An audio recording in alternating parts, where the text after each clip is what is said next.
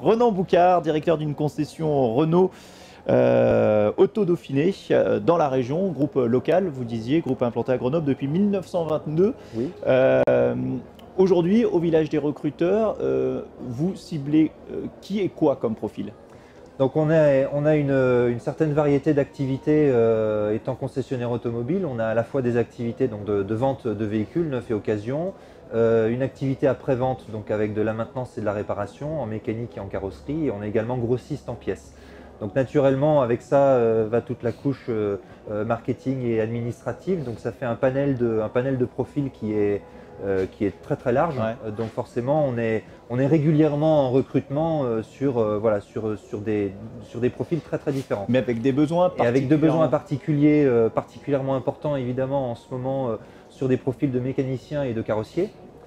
Et également assez régulièrement également sur des postes de vendeurs automobiles. Ce qui nous amène donc notamment pour la partie après-vente à envisager des circuits de recrutement beaucoup plus larges pour les mécaniciens et les carrossiers. En cela qu'on est prêt évidemment à recruter des gens même sans formation initiale très fournie, quitte à organiser donc une organisation du travail donc via le service rapide ou éventuellement avec la préparation des véhicules avant la vente, ou la préparation, par exemple on fait le nettoyage du véhicule, on fait quelques vérifications de niveau, vérifications de la charge de la batterie ou ce genre de choses. Donc c'est un type de poste en fait qui ne demande pas vraiment de qualification initiale.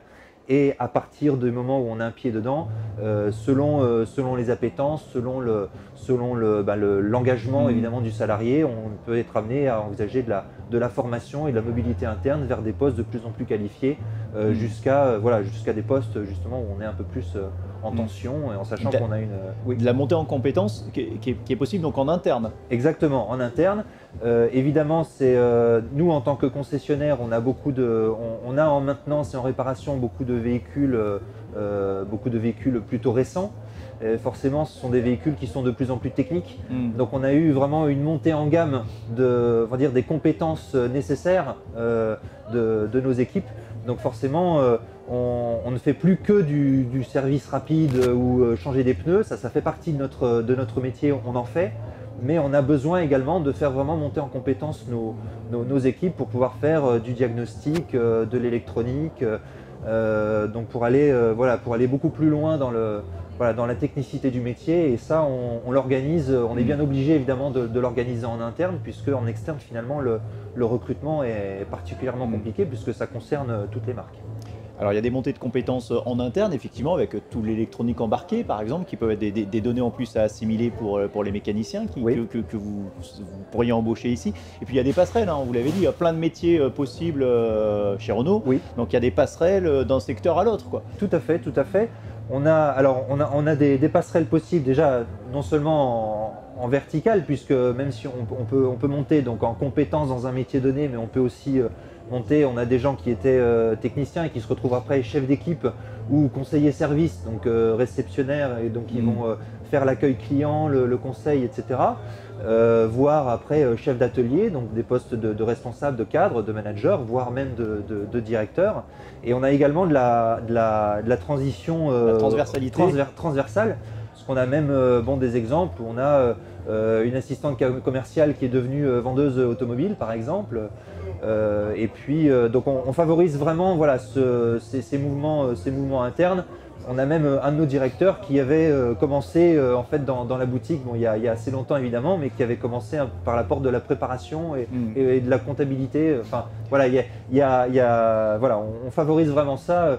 Moi je dis toujours que notre plus grande richesse, c'est nos ressources humaines, et donc c'est un volet important à valoriser. Donc on essaie vraiment de construire une relation à long terme avec l'ensemble de nos salariés, tant qu'on le peut évidemment. Et justement, pour terminer, dernière question par rapport à ça, il y a une valeur d'insertion aussi, c'est-à-dire que vous ouvrez le champ des possibles en matière de recrutement. Aujourd'hui, il n'y a pas de barrière, il n'y a pas de mauvais CV pour vous. Il n'y a pas de mauvais CV. Pour moi, ce qui est important, c'est déjà premièrement l'investissement du candidat et comment dire, oui, son engagement, pour un métier donné, en sachant que pour moi, les métiers de la prévente, qui sont du travail industriel en fait. Hein. Je veux dire, quand on est dans un atelier en particulier, bon, c'est du travail technique.